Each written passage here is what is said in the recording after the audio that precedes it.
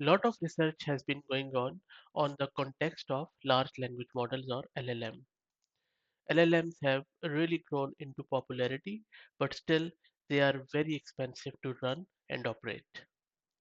PyTorch has released this flash decoding technique for long context LLMs. Still, it is widely believed that the more context an LLM has, the more its reasoning performance will be. Flash decoding is a technique that speeds up attention in a large language model during inference. It achieves up to 8 times faster generation for long sequences.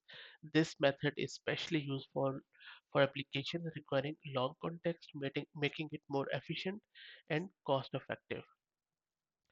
LLM inference or decoding is an iterative process where tokens are generated one at a time.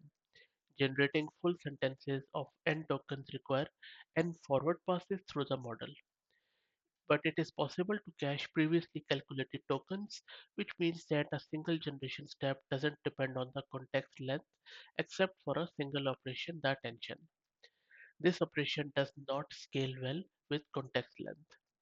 This is where this technique flash decoding really helps, and I will drop the link to this blog post from PyTorch in video's description. And really hats off to these researchers tried out Daniel Haziza, Francisco Massa, and Gregory Sizov. Now coming back to this new technique by PyTorch, which is called as flash decoding. This technique significantly speeds up attention during inference, bringing up to 8 times faster generation by very long sequence. The primary idea is to load the keys and values in parallel as fast as possible, then separately rescale and combine the result to maintain the right attention outputs. From their paper, if you look at this diagram, this explains the multi-head attention for decoding easily. So what happens in multi-head attention for decoding is that during this decoding, every new token that is generated needs to attend all previous tokens to compute. This operation has been optimized with flash attention recently, both with the version 1 and version 2 of flash attention. In the training case, where the bottleneck is the memory bandwidth to read and write the intermediate results. But these optimizations don't apply directly to the inference case because the bottlenecks are different. For training, flash attention parallelizes across the batch size and query length dimensions. During inference, the query length is typically 1. This means that if the batch size is smaller than the number of streaming multiprocessors on the GPU, the operation will only use a small part of GPU.